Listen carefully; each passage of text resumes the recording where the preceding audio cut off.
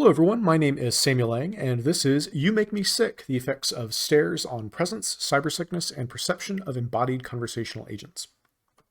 So as you may be aware, cybersickness continues to hamper the accessibility of VR technology. Cybersickness describes a collection of negative symptoms that users can experience while immersed in a simulation, such as nausea, headache, dizziness, eye strain, and more. And many factors of a virtual experience are believed to impact this phenomenon known as cybersickness. Things like optical flow, a user's movement method within the simulation, or the geometry of the virtual environment itself. And this last factor is what we are interested in today. So we are looking at what we have dubbed elevation altering terrain, or EAT. This is terrain within the simulation that changes a user's level of elevation when they traverse through it. So some examples include naturalistic terrain, as is pictured here. And for an interior example, you can think of staircases. In a previous study, we found that participants felt significantly greater levels of cybersickness while traveling such terrain compared to flat surfaces. In addition to the effects on cybersickness, we are interested in the effects on presence, so the user's feeling of being there within the simulation, the believability of the simulation, and additionally we are interested in the effects on user perception of embodied conversational agents, or ECAs. These are virtual humans within the environment that are capable of communicating with the user via verbal and sometimes animated feedback. And we had 3 research questions for this project. The first was, does EAT impact user cybersickness compared to flat surfaces? The second was, does EAT impact user presence compared to flat surfaces? And then finally, does EAT impact user interactions with and perceptions of embodied conversational agents? And we conducted a within subjects user study to answer these questions. This took place within a virtual airport environment composed of 2 components. The first is a series of hallways as pictured here, and the second is a virtual customs area with an embodied conversational agent playing the role of a customs agent.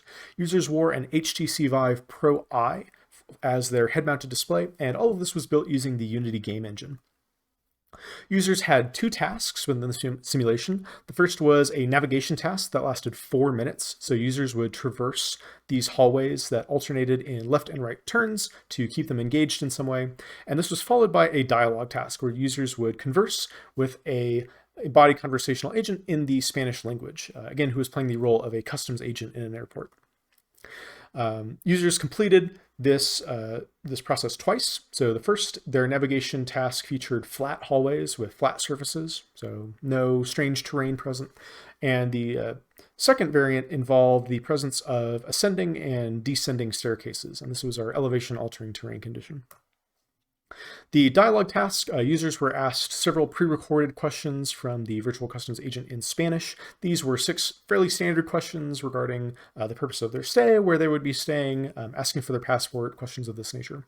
Participants could respond through the headset microphone, and the application would automatically detect this and then proceed to the next question in the dialogue sequence. We developed 3 hypotheses. So the first was that we predicted users would feel greater levels of cybersickness while traveling up and down stairs compared to the flat hallways. This was informed by our previous work and the findings of Dorado and Figueroa from 2014, who found that by placing an invisible ramp over virtual stairs, and smoothing a user's movement, you could reduce their level of cybersickness. Our second hypothesis stated that participants would feel greater levels of presence in the flat hallways condition compared to stairs. This is because higher levels of sickness are commonly associated with lower levels of presence. And then finally, our third hypothesis was that staircases would negatively impact the user's perception of embodied conversational agents. And this is because, again, of that presence of cybersickness, and because if users are less willing to buy into the simulation, if they believe the simulation is less real feeling as a result of their cybersickness, it would stand to reason that they perceive the embodied conversational agents as less realistic as well, as a particular component of the simulation. We had several metrics for understanding the user's level of cybersickness. The first was the fast motion sickness scale. During their navigation task every 30 seconds, users were asked to rate their level of sickness from 0 to 10. Users additionally completed a simulator sickness questionnaire after each trial. We also collected physiological data in the form of galvanic skin response and heart rate. For presence, we had the single item presence scale. This functioned similarly to the fast motion sickness scale. So every 30 seconds during their navigation task, users were asked to rate their level of presence from 0 to 10. And then users additionally completed the iGroup presence questionnaire after each VR trial. To understand user opinions and attitudes regarding the conversational agent, we used the conversational agent scale. This was given to users after each trial. And this asked users to rate the agent based on two descriptions. So for instance, the agent was pleasant versus unpleasant. And this is broken down into several subscores describing the user's overall opinion of the agent. We had 39 participants in the study, and we had no dropouts. So no participant felt so sick that they had to drop out early. We collected full data from all of them. Our study featured 25 women and 14 men with an age range of 18 to 65. Here's an outline of our study procedure. So it began with a task explanation followed by a 1-minute-long VR practice session where users could get used to the controls and ensure the microphone was working. This was followed by background questionnaires, including a baseline SSQ, and then followed by 2 VR trials in counterbalanced order, either stairs or flat. Users completed the navigation task, the dialogue sequence, and then left VR and filled out a series of post-exposure questionnaires, including the iGroup presence questionnaire and the SSQ. And this was then followed by a 5-minute rest period that was extended 1 minute at a time until users felt that their level of sickness had totally subsided.